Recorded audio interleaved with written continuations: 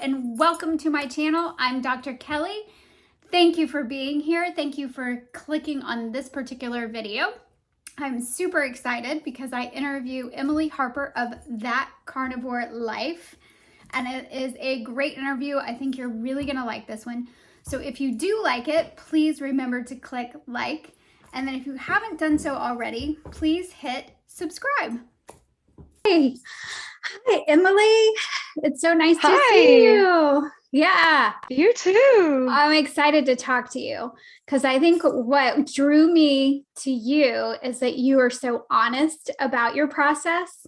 And I thought that that would be really helpful with people, because people sometimes just see the rosy part and not necessarily the struggles, right? So why don't we start by just tell people who you are. And I know you have a YouTube channel that I'll link in the description, but anything that you want to tell people about who you are? Yeah. Hi, everyone. My accent's obviously a little different, firstly. So I am Australian and I've been living in the US for 2.5 years. I live in California. I came for school. I'm still here for a while.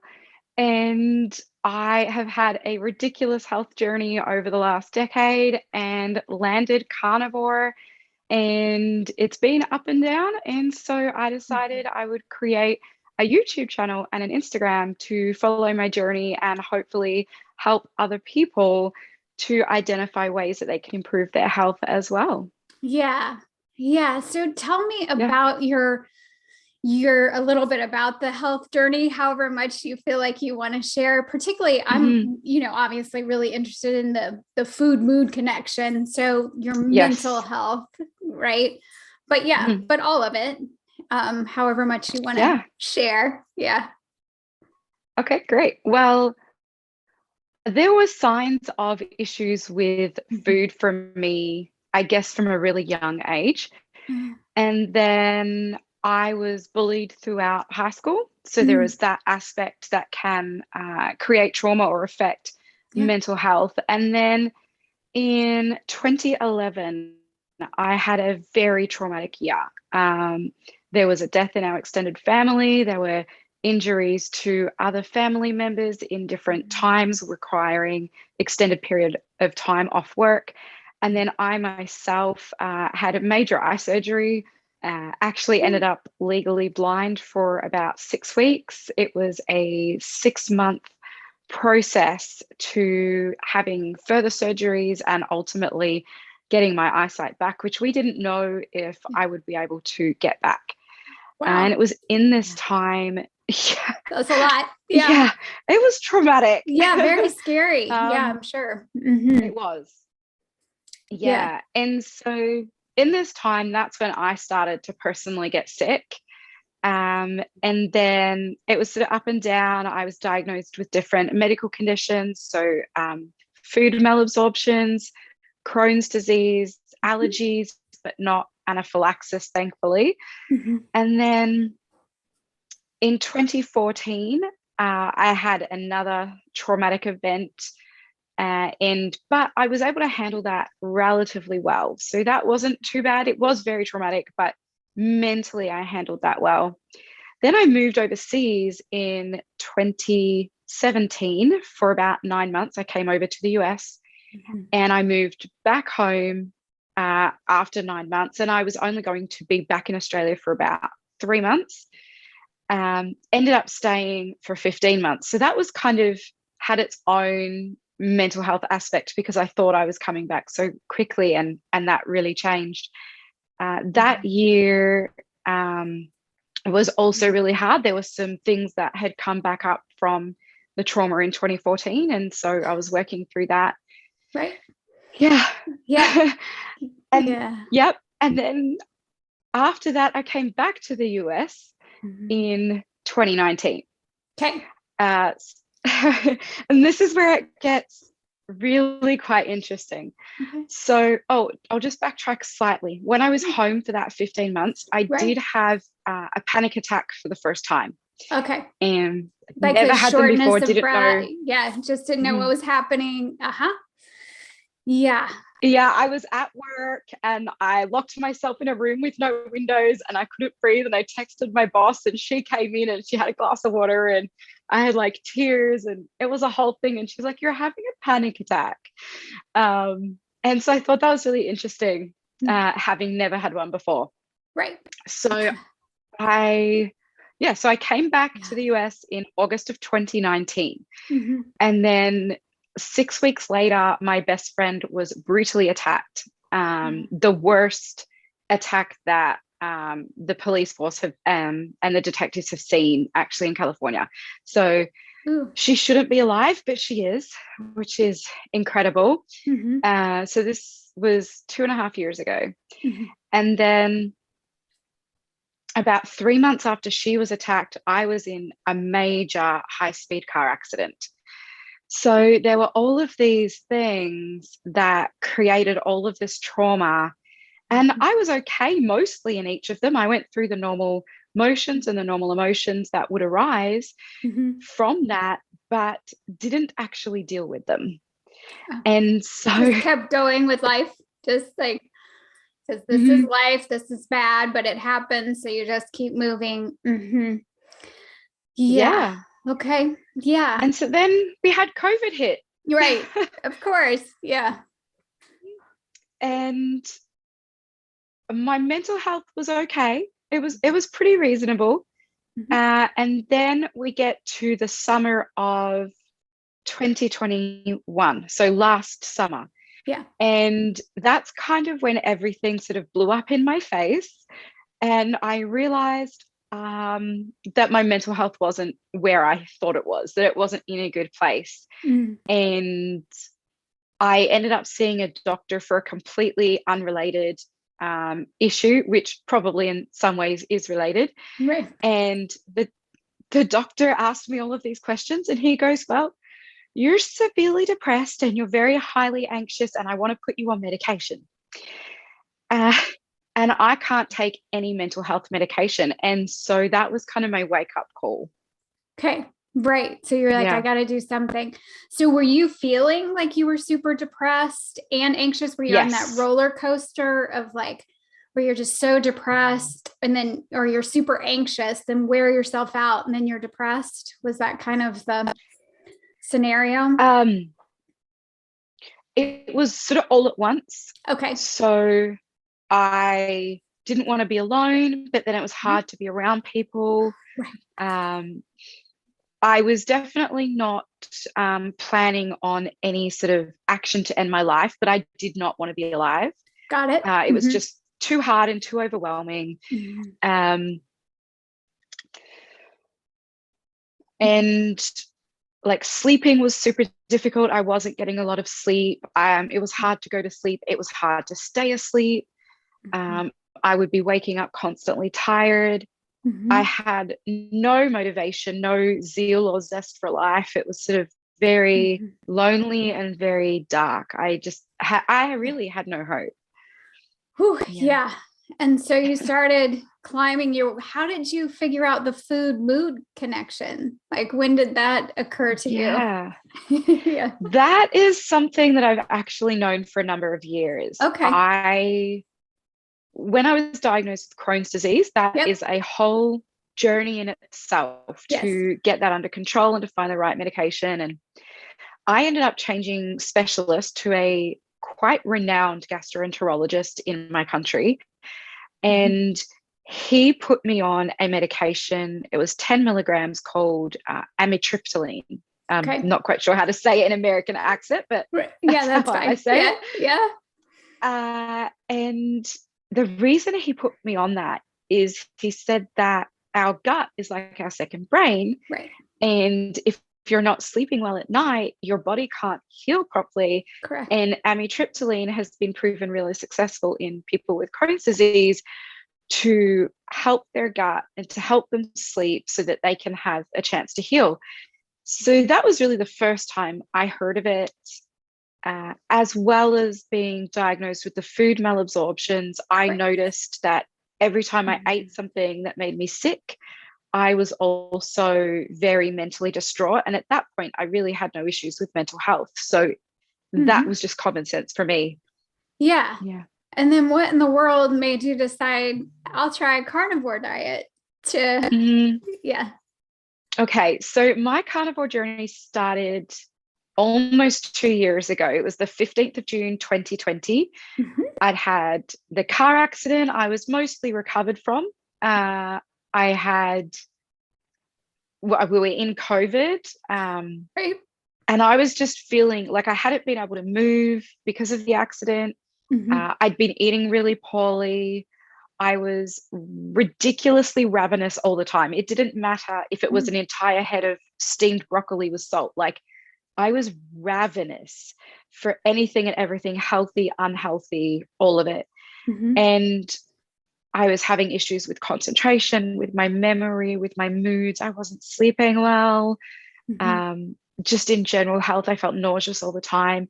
Yeah. And Yeah. I had seen one of my friends, he had gone on carnivore a year before, Mhm. and we live in the same town. And so I watched him over a year go from being very overweight, um, being on the verge of diabetes. He was the pre diabetic, Yep. having ridiculous cholesterol issues, amongst other things. And I watched him go down to someone who looks like he'd been bodybuilding, and he really wasn't working out at all. He was just eating carnivore. And he had told me about it a couple of times throughout the year. And I just said to him, no, women can't do that. We need our fruits and vegetables. Like, we can't do that. And anyway, I'm Yeah. sitting there on, it was crazy.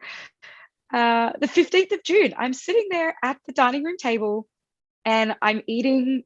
I don't remember exactly what I ate, but I'm pretty sure it was a standard American diet. It was terrible. I'd probably had a hot chocolate. Um, And I just kind of had this moment of, I feel awful and I can't keep living like this. And I don't want to constantly be thinking about food. Right. So I messaged him Mhm. and I said, tell me about this carnivore thing. And I sent a whole lot of questions. And then I jumped on YouTube and I tried to find negatives around carnivore Mhm. because I could see all the positives. And Right. it's easy to find YouTube clips that are all positive, but I wanted the Mhm. negative. What are the dangers? Right. Um, Yeah. so the only thing that I came across was the bathroom habits during the adaptation phase. Right. And my logic says, hey, I've got Crohn's disease. I've dealt with the bathroom habits, but this is also keto flu. It's also withdrawals. It's also an adaptation phase. It also doesn't last forever. How is that a negative? To Mhm. me, it didn't actually seem like a negative or a detractor to eating carnivore. And so something like 11:30 on the 15th of June, 2020, I went carnivore. Um, and I did that for basically 3 months straight, Right. Did you? every 30 days. Yep. No, that's okay. I was just wondering, like, did Okay. you start just all meats and some cheese? Did you do any plants at all at first? Yes. So I went all meat, bacon, eggs. Like if it came from an animal, I ate it. I Got it. didn't have any organs at that point. Hmm. Um, I did have some cheese, but it was goat's cheese or Hmm. something like Parmesan, and it was a very small amount on the plate.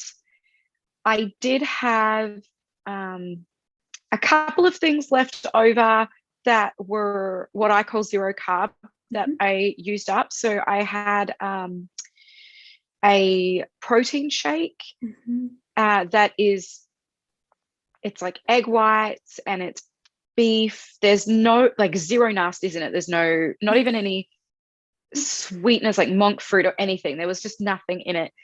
So I finished that and I had some sambal olek, some Indonesian chili. So I would finish that. But Hmm. um, other than that, it was only animals. So bacon, egg, and very occasionally some cheese, but not really. Okay, so what happened? Yeah. How was the 3 months?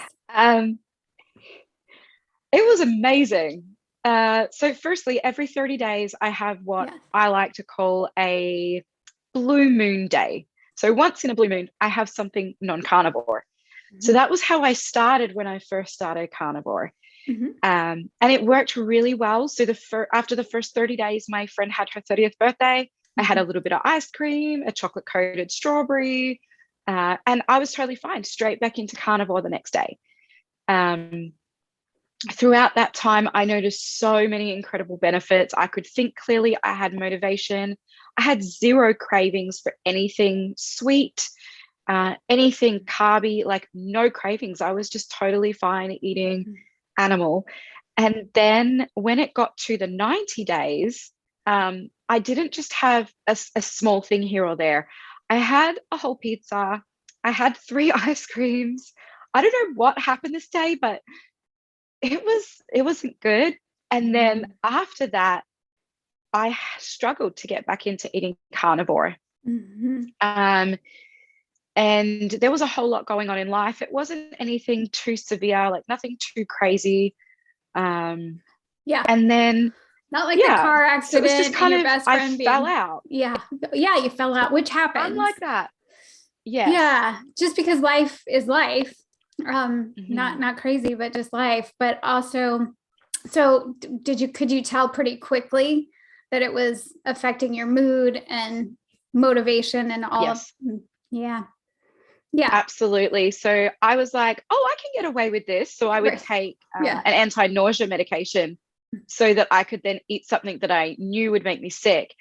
And it was during this time that I was sitting on the sofa. I think it was Thanksgiving, and I had to stay home because I was exposed. And so I was the only one at home on Thanksgiving. Yes, COVID exposed, sorry. Right. Love Thanksgiving, and I was all alone. And so I had IHOP delivered, and I had something else delivered, and I'm sitting there watching TV and feeling really sick in my belly. So I'd taken anti-nausea medication, but I was bloated, my stomach hurt, I was really down. And I had this moment of, why am I doing this? Like, why am I eating stuff that I know makes me sick, that doesn't make me feel good?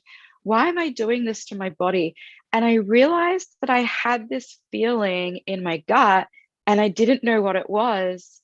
And it was this, I guess, like an emotional pain. And so I was covering that with physical pain because one, I could feel it, like it was tangible. And two, I could do something about it. Whereas this other thing that was sitting there, I had no idea what it was. I didn't know what to do with it. And so that was that first moment of, what am I doing and why am I doing it? And then fast forward through to last summer, so the summer of 2021, and I went to Oklahoma and I did some missionary work with some refugees, asylum seekers, and also I worked with vulnerable women who are being trafficked and trying to help them in the situation that they're in and step out of that. And in the space that I was in, I found personally that eating healthy was really hard. So I was eating out for breakfast, lunch, and dinner. And then this is when sort of my inner emotional world kind of blew up. And so I then realized somewhere throughout from sort of July through to December, I realized that this feeling in my gut, this pain, is all this like emotional turmoil, all of this trauma.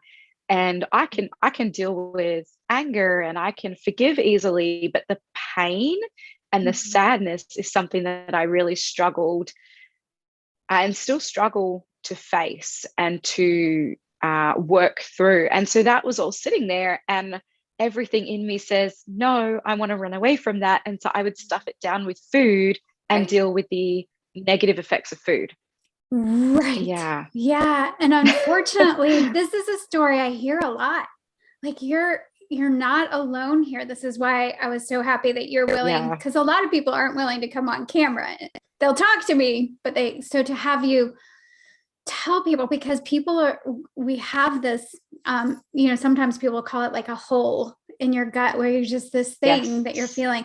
But also when you start to realize, wait, I know this is bad for me. I have really clear evidence this is bad. It's Yeah. almost like self-harming to then be Yes. eating, like, not almost, it's self-harming in a way, but it's because of this emotional pain, which of Yes. course nobody wants to touch.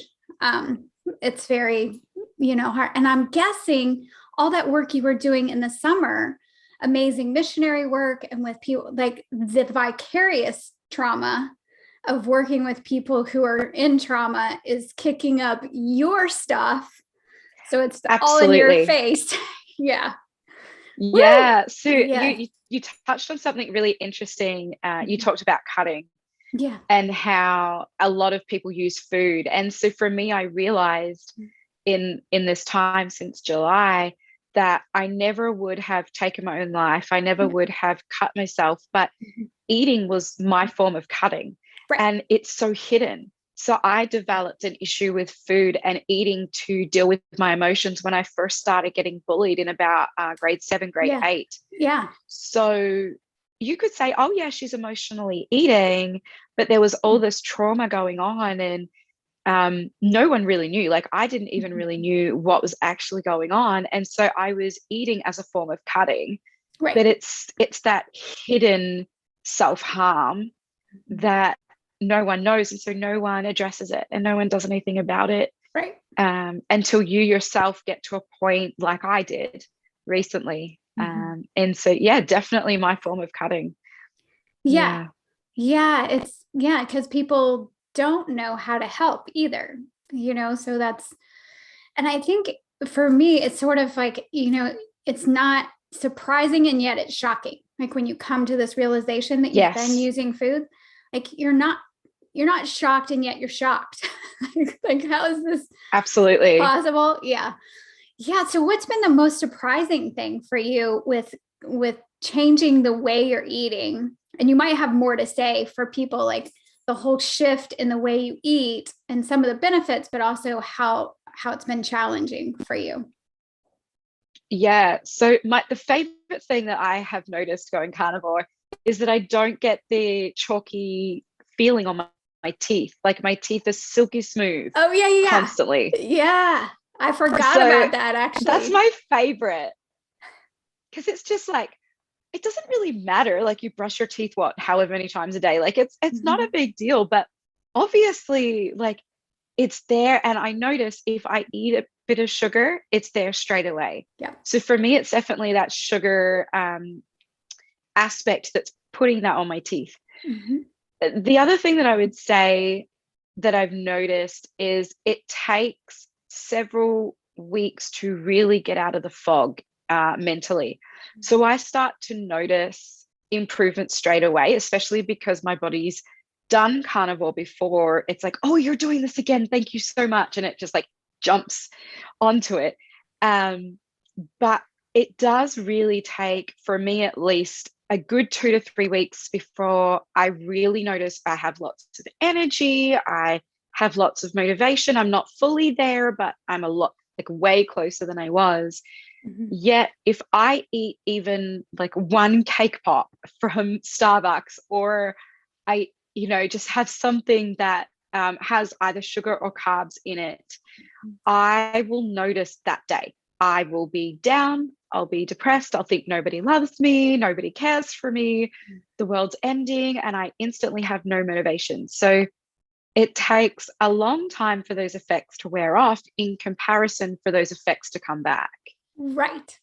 Surprisingly Yeah. quick how fast. So does it, Yes. even with vegetables? So somebody might be looking, going, yeah, but I'm not going to eat a cake pop, but I might eat. Does it, like, if you had a sweet potato, would it do the same thing? Or if you had some So broccoli? my issue is that I haven't tested vegetables or fruits in that way yet, because Okay. my brain, the way my brain functions is, I'll be in a grocery store, for example, getting meat, and I'll see some raspberries. Love raspberries. So I'll see those and I'll be like, oh, no, no, no, like, I'm eating carnivore. I don't need those. And then I might see passion fruit. I love passion fruit. No, no, no, I'm good. I don't need those. Or I'll see cucumbers, which I love. Again, the same thing. And then I'll be at the checkout and I'll see that like salted caramel bar. I don't even like salted caramel all that much, but I'm like, oh, I'll just have a bite and then I'll like throw the rest away. Well, I ate the whole bar and I haven't even enjoyed it. Mm-hmm. And so this was the other aha moment that I had. Mm-hmm.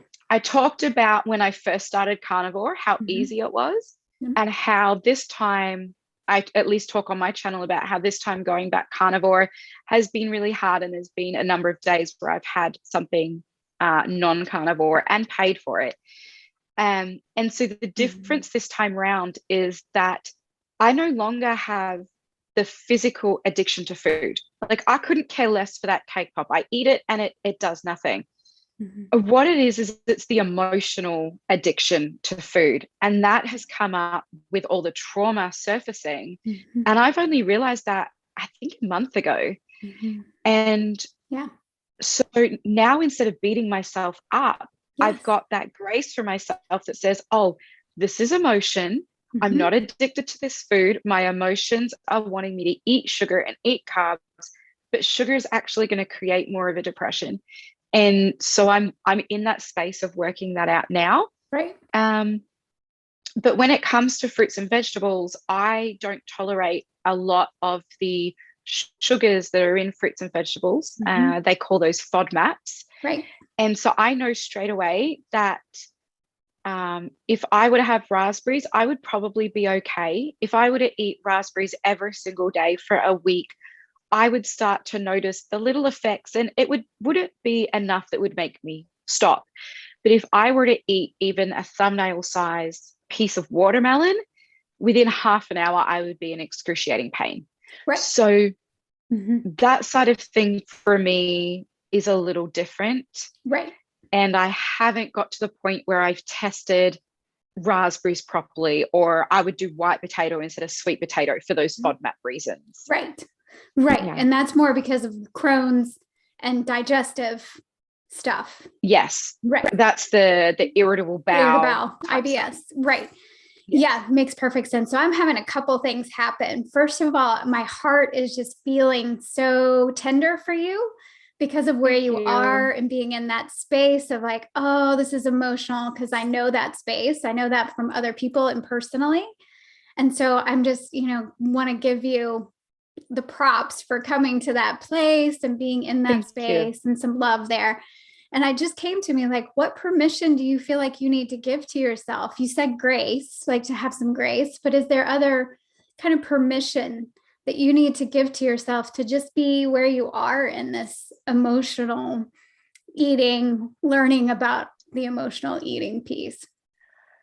Yeah, I think for me, the permission is to keep trying Yeah. and to keep going. So if I have that moment of I go and eat something that's non-carnivore, Yeah. acknowledging what was behind that. So acknowledging the emotion, acknowledging the trauma that was behind it, Mm-hmm. and then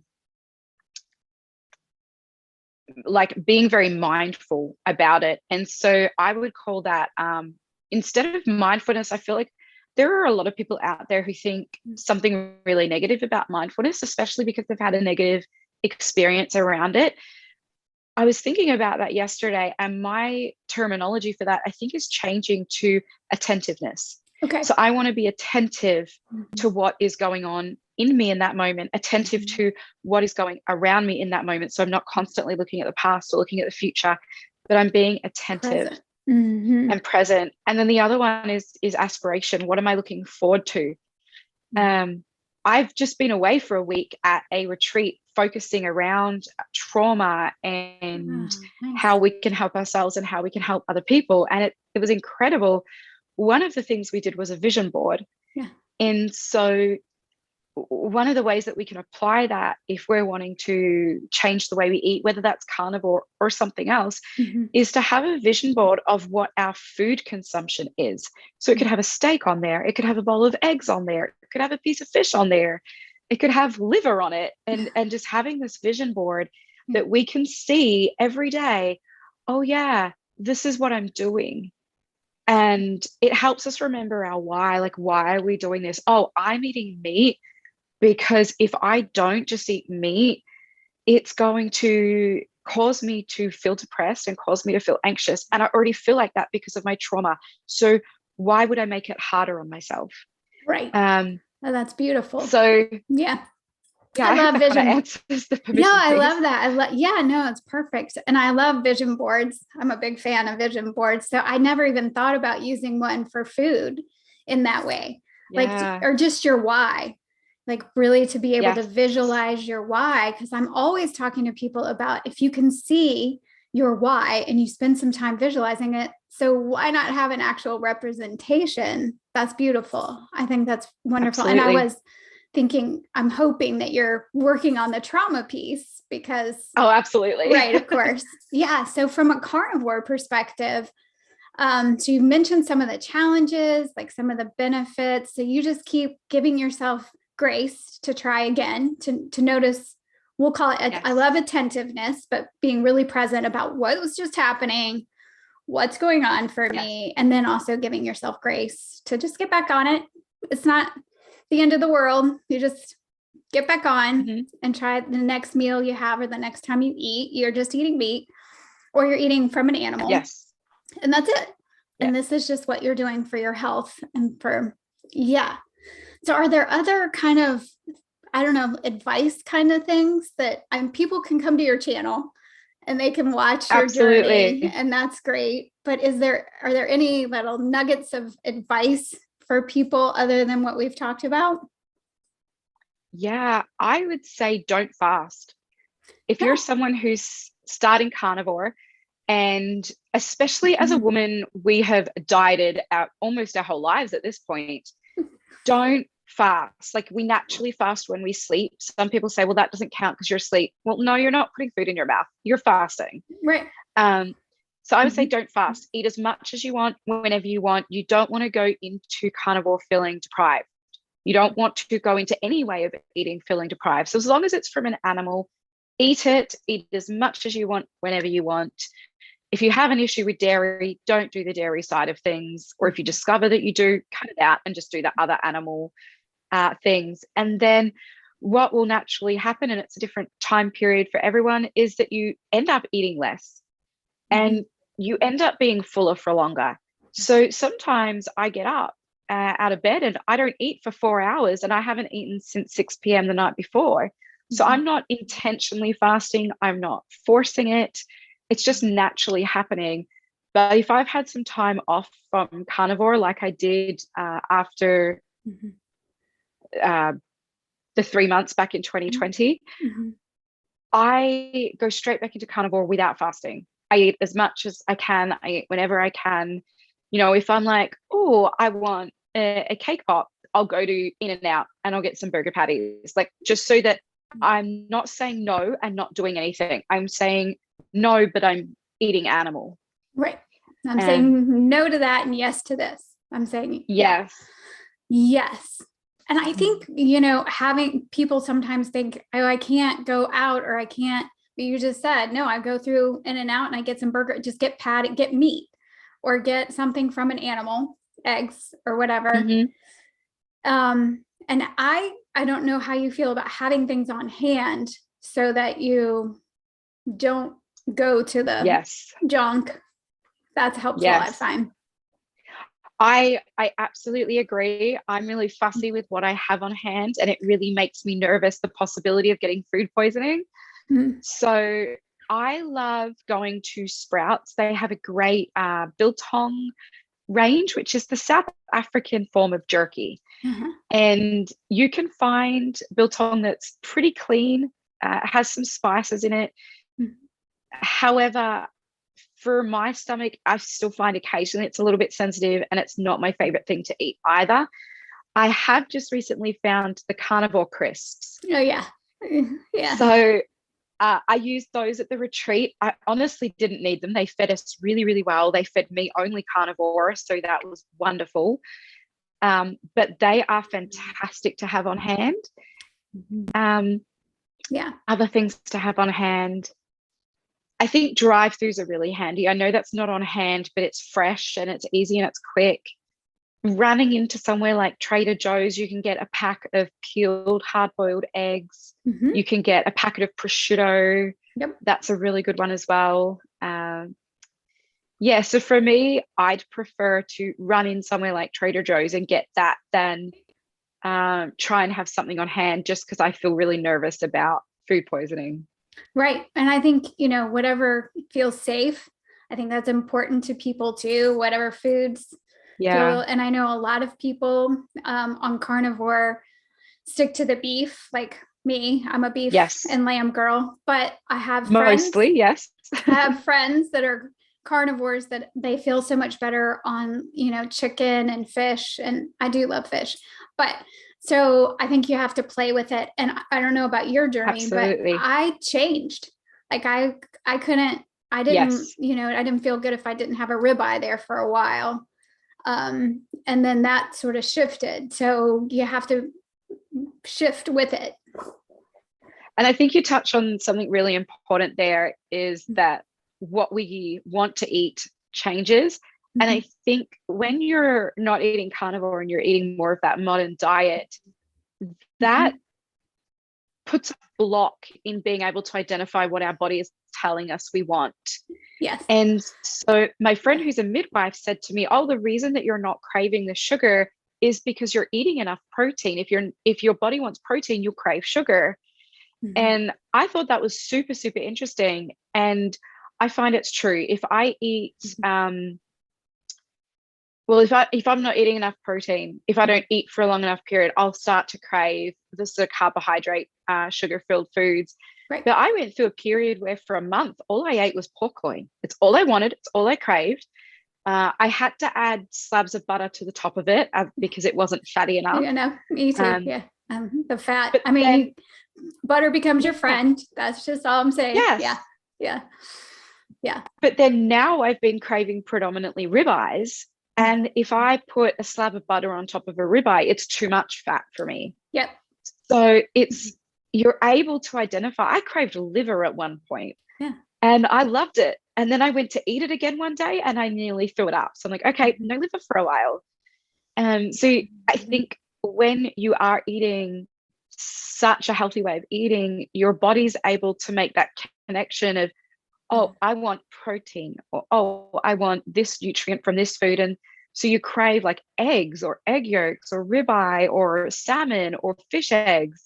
I went out to sushi like a month ago just so I could get salmon roe because that's the only place I can get it here. And I just said, can I have some sashimi and a side of salmon roe? And I was fine after that. But it's just listening to your body. Yeah, you bring up such good points. Because sometimes when your body needs protein, but your brain will give you the signal for carb because it wants quick energy. What you really need is protein and fat.